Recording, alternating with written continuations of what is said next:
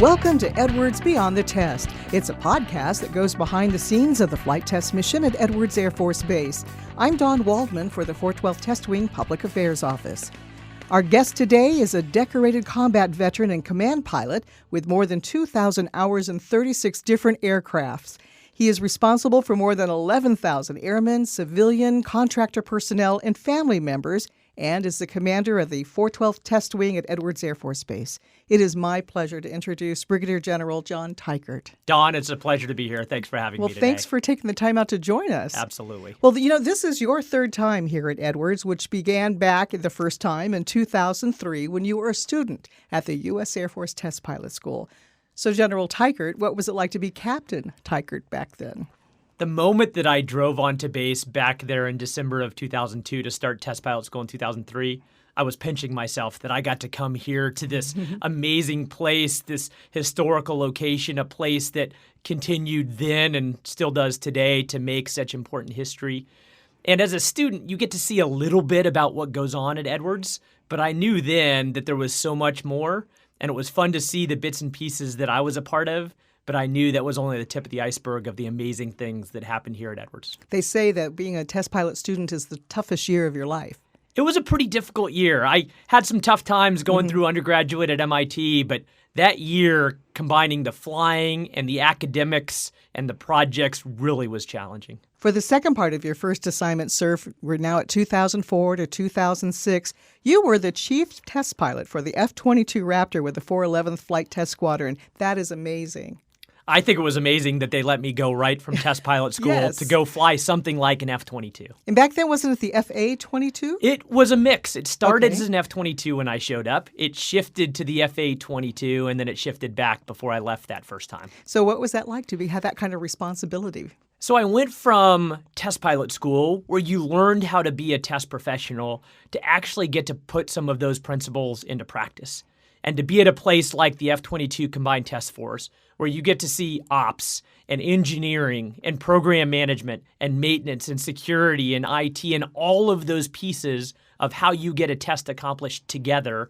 And that place, they knew how to work so brilliantly together. You didn't know whether somebody that you worked with on a given day was a government civilian or a contractor. You didn't know if they were military or civilian other than the uniform. They worked seamlessly together, and I got to learn firsthand from the experts in the field how test actually gets accomplished. Well, sir, with all the challenges you had during that assignment, and I'm sure there were many, there was a little bit of fun for you in the fall of 2005. That's when the television program Monk came. And ever since, you are credited with being the F-22 pilot in that episode. Stop. They're friendlies. They're friendlies. That was my line. Oh, okay. They filmed that in 2005, Yes, and sir. I literally still get checks for that one line. DVD sales or TV showings or whatever it may be. They're still paying me to do something that I would have paid to do. What a great experience. Oh, that was a lot of fun. And as you know, Hollywood still comes to this place. Yes, they do. Captain Marvel, First Man, they know that this place has such an important historical background. Plus, we're neighbors to Hollywood, and they love coming out here and filming for a variety of reasons. And when they do, it's so much fun for our airmen, just as it was back then. They love it now, like I loved it then. I hope that those that this last year got to meet Samuel L. Jackson or Jude Law or Brie Larson, I hope that those will be memories that last for a lifetime. Sir, you got to come back to Edwards as the Director of Operations and Squadron Commander of the F-22 Combined Test Force, now from 2008 to 2011. Did you have a changed perspective of Edwards from that vantage point? So a little bit what I said earlier, Dawn, was that as a younger guy here, I got to see bits and pieces of what Edwards was all about. As a Director of Operations and as a Squadron Commander and a CTF Director, I get to see more of what we did. All of those people that support a combined test force in order to get test and evaluation accomplished for the warfighter, I get to see how they interacted with us and how every piece of this base is vital to us getting the job done. And now today, you are a Brigadier General and the commander of the 412th Test Wing. You know, you have a very full schedule, but I have to say you still find time to immerse yourself into the units across the base, from loading weapons to suiting up and helping aircraft maintainers. And recently, I heard you spent the night at Fire Station Number 1 with the firefighters and even went out on a call. So a little bit of what I just said about seeing bits and pieces of this amazing mission, I am in awe every single day as I get to see the totality of what we do here at the center of the Aerospace Testing Universe, and to be able to spend time in the trenches with those that get this job done, firefighters, maintainers, logisticians, comptrollers, all of it across the waterfront of our mission here. I get to see airmen at action or in action in amazing ways. And frankly, I'm just humbled that I get to be a part of it. Well, General Teichert, as you look back at the year 2019, what can you say stands out to you as some of the most memorable accomplishments provided by Team Edwards? So, Dawn, there are so many. Part of it is related specifically to the mission or the preparation for the future mission, B-21 or T-7A, or some of the things that are going on with X-planes at NASA, the X-57 or the X-59. We're preparing now so that those programs go flawlessly. But I also look back at some of the major successes that we've had during this last year. We talk a lot about innovation. Maybe you and I will talk more about that. But to see a spirit of innovation grow amongst the cadre of people here and their families is exciting to me. And then to see actual real-world examples of how we're impacting the mission. Auto GCAS for F-16, F-22, and F-35 culminating in the Collier Trophy this year is just a tangible example of how we save lives and impact the warfighter. And that type of impact is really what we pride ourselves. Well, sir, when we come back, we're going to go beyond Edwards, and we're going to talk about our involvement in the local communities that make up the Aerospace Valley. Welcome back to Edwards Beyond the Test. Our guest today is Brigadier General John Teichert, the commander of the 412th Test Wing here at Edwards. Well, sir, you and other members of Team Edwards make it a point to be part of the communities that surround the base by attending and taking part in many of their events. What are some that you have participated in, and how does it make you feel to meet with the residents of the Aerospace Valley? You use the phrase the Aerospace Valley, and that's what I think of when I think of this community. You think about what's going on at Plant 42, or what's going on at Mojave, or with 5GAT, the fifth generation aerial target up in Tehachapi, or what goes on at China Lake. This community is an amazing ecosystem of aerospace professionals. And frankly, as I meet people throughout the community, it is humbling to recognize that we are all working together on the coolest technology on the planet that makes an impact in aerospace. General Teichert, we also have a very strong relationship with community groups such as the Edwards Civ Mil organization. Can you talk about that? They are the world's best civil military organization. They're the best on the planet. Everything we need, anything an airman or his family needs, they are there ready to supply. And as a part of this community, I love interfacing with them on a professional level, but I love interfacing with them on a personal level as well. And whether it's my daughter in a musical of Frozen like last week, whether it's my oldest daughter doing gymnastics or viola, or my son doing robotics competitions, or my wife and I going to church, we are integrated in this community, and I absolutely love it. Well, sir, there are some fun and very big events coming up in the year 2020. What is out there on the horizon? So let me tell you first about air shows. I just sat on Santa's lap out in the lobby before coming in, and I asked him for air shows in 2020. And I use air shows, not air show, because we've got two on the horizon. In March, we get to be a part of the Los Angeles County Air Show that will be at Fox Field. And we will fully support everything that they do at that amazing air show. But then the community is going to fully support us as we stand back up air shows here at Edwards in October of 2020. And then we're going to get into a routine of every other year fully supporting them at Fox Field, and them, the community, fully supporting us. We haven't done air shows here at Edwards since 2009. Right. And it's time to get back in that business, and that maybe is the highlight of what's coming up in 2020. And there's other things going on, too. We have Air Force band concerts. They do. So before I left Joint Base Andrews as the commander, I made the commander of the 11th Operations Group promise me that the band would come out and perform for us before I left here at Edwards. And they're coming out on the 13th of February. They'll have a concert on base, primarily focused on our members and their families. And then in the evening of the 13th of February, as a early Valentine's Day present to the community, we're going to have a concert downtown at Antelope Valley College. And just a great chance for us to showcase that type of professionalism to our community, and frankly, to give back a little bit and to show how much we appreciate them. When we come back, we'll continue looking at the year 2020 and talk about some of the exciting new programs coming to the Edwards mission. Welcome back to Edwards Beyond the Test. Our guest today is Brigadier General John Teichert, the commander of the 412th Test Wing here at Edwards. Sir, Edwards is already preparing to receive new test programs, and we've talked about the B-21 and the new T-7 aircraft trainer aircraft rather. But let's talk a little bit more about the exciting programs. Absolutely, Dawn. So one of my favorite Facebook comments during this last year was when the United States Air Force announced that the B-21 was going to be tested here. Mm-hmm. And the comment was this: duh. Of course. Where else is a cutting-edge piece of technology going to get tested? Right. It's going to get tested here at Edwards because it always has since 1942, and we are still the same type of place where new technology comes to get wrung out for the warfighter. And whether it's hypersonics or counter unmanned aerial systems or T-7A or B-21 or a variety of other programs, this is the location of choice for them to come to make sure that they get testing done in the right way. And speaking of those other programs, there's exciting stuff happening every day here at Edwards, to include work in the field of AI, autonomy, and the emerging technologies, combined task force, and other areas across the base. Dawn, they came here and stood up this place as a test base in 1942 for the same reasons why it thrives as a test location today. Away from prying eyes to do some things that you don't want the world to see.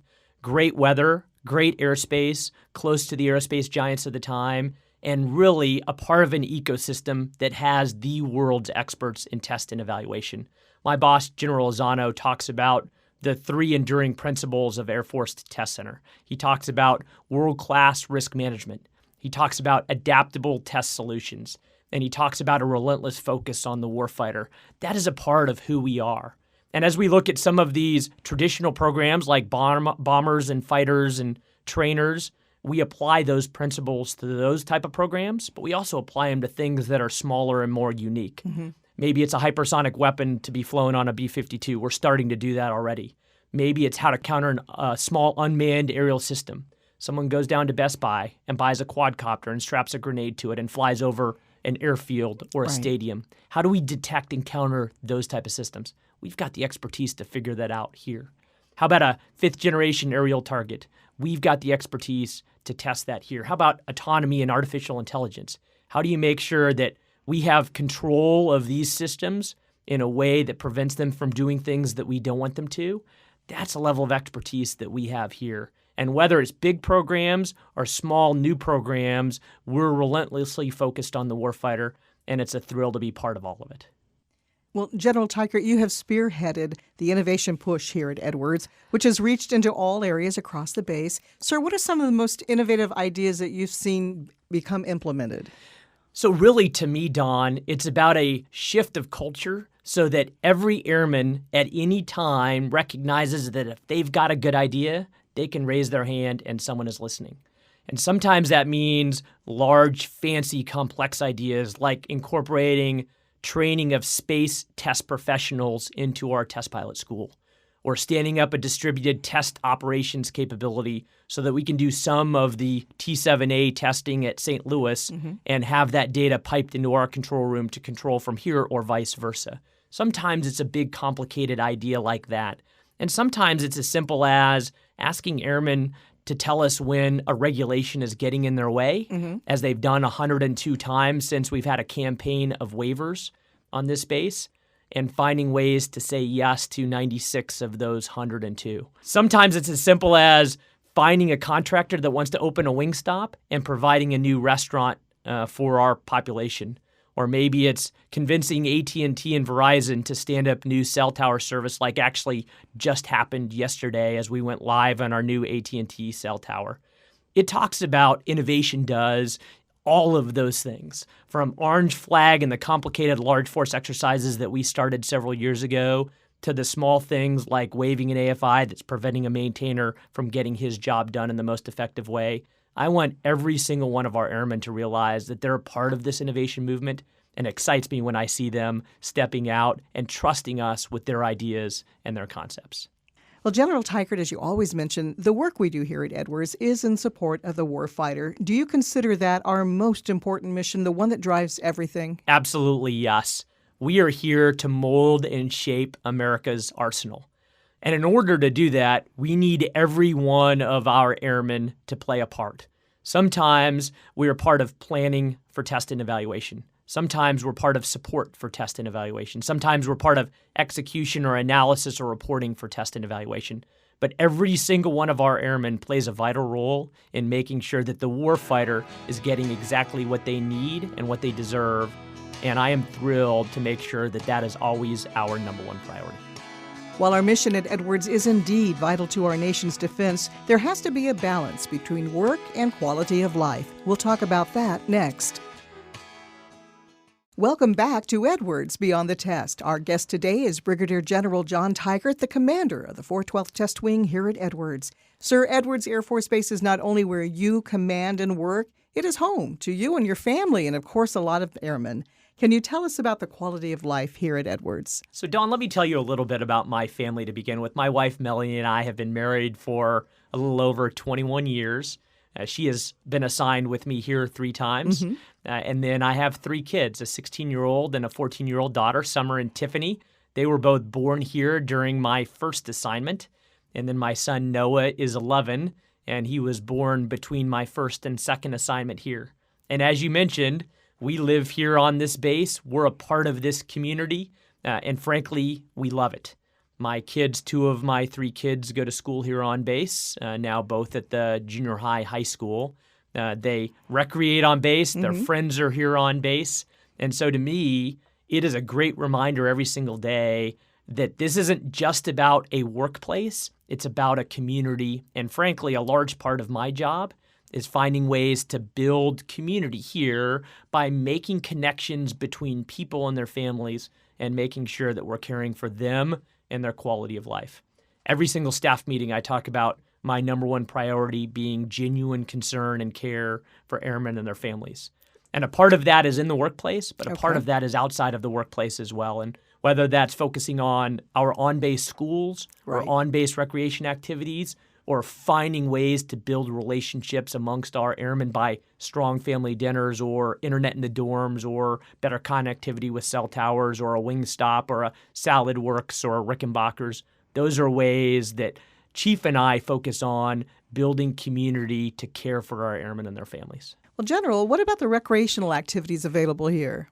I love the fact that my kids can run free in our neighborhood and throughout the base. It's a little bit like old school America. Right. There's a little bit of a deployed feel here because we're a little bit remote, though fairly close to some pretty substantial and amazing recreational activities and cultural activities in the area. But we're a bit of an island out here at Edwards. But it's fun to have a place where my 16-year-old or my 14-year-old or my 11-year-old can run free and play with their friends. Right. And a part of that is making sure that there's the type of activities that go along with the type of needs for our airmen and their families. Just in the last year, we ensured that the pools were open longer during the season and day-to-day to give recreational opportunities for our families. We stood up a kids' swim team that didn't exist before. We're refurbishing the bowling alley and making it an indoor playground and an arcade and a bowling alley. And something that I actually haven't shared publicly, we're making it an ice cream and sundae bar as well. So a place for people to go and bowl and arcade and indoor playground and have hot fudge sundaes and root beer floats. And those are all built around the idea that I want things for our kids to do and places for our family to enjoy. That is absolutely wonderful. You got the biggest smile on your face when I said root beer float, Dawn. I love them. So do I. By the way, we stood up gymnastics classes on base in the last year or dance classes on base. And we're doing the types of things that really make people recognize this not just as an amazing base, which it is, but an amazing community as well. A great place to live and work. And a place to have root beer floats. Yes, she's still smiling. Well, sir, is there anything you'd like to add that I didn't think to ask you? So, Dawn, you're in public affairs. Yes. And one of the key things that public affairs does is to tell our story. Yes. And you happen to be housed in the same building as the AFTC historian. And one of the things that people think of when they think of Edwards is the amazing history that's taken place here since we opened up as a bombing range in 1932 and as an airfield for test in 1942. But the thing that you all in public affairs are helping me to do is to tell the story about how we're making history today, so that the historians 20 or 30 years from now will talk about what happened in 1947, but they'll also talk about what happened in 2019 and 2020 because it will be just as significant. And as we focus on the needs of our national defense strategy published in 2018 and the refocus on near-peer threats and great power competition, we firmly recognize, as General Bunch has said, that Air Force Material Command is the most important piece of making sure that we meet the needs of the national defense strategy. And Edwards is such an important nexus to achieve that very important end because we're not just proud of our history, but we're making history today for the needs of our nation and for the needs of those 38 partner nations that rely upon us to help them do their test and evaluation as well. Well, General Teichert, we so appreciate that you could join us today. But before I let you go, I have to ask you this question, especially since you coined the phrase. All right? I'm ready. Okay. So, sir, what excites you about working at the center of the aerospace testing universe? I love test and evaluation because we have a lasting impact on the capabilities of our nation. When you're a part of a regular operational squadron, you, of course, are doing something important for the here and now. But as we mold and shape and tweak and refine the capabilities of our nation, we have an impact for decades and decades to come. And I use the phrase probably dozens of times a day, center of the aerospace testing universe, because I want our team to be very proud of what we accomplish here for the warfighter. And not just here in the test wing, but here as we're a part of a larger ecosystem on base that includes our NASA partners and our Air Force Research Lab partners and AFOTech and ACC, and as we do things to support China Lake 60 miles to the north of here, or Mojave, or Tehachapi, or Plant 42, or the things that are happening in Lancaster and Palmdale, all of that is part of this place that I call the Aerospace Valley, or the center of the aerospace testing universe. But what we do is so vitally important for the future of our nation, not just in air, but in air, space, and cyberspace. And what an honor it is to be the center and the nexus of all that goes on in aerospace, but really to make an impact for the warfighter by making history today. Many thanks to our guest, Brigadier General John Teichert, for taking time out to share his story and taking us beyond the test. We invite our listeners to submit their suggestions for future episodes by sending us an email at beyondtest@412tw.us. Thanks to all for joining us. I'm Dawn Waldman for Edwards Beyond the Test.